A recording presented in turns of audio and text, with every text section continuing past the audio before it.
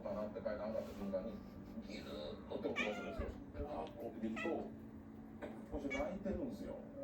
寂しくて。あんだけもう好きにやってた弟が泣いちゃってるんで、もうしゃあないからちょっとホットミルクをあげましてね、落ち着くよ。なんか俺大丈夫かな。ああ、そいつやから。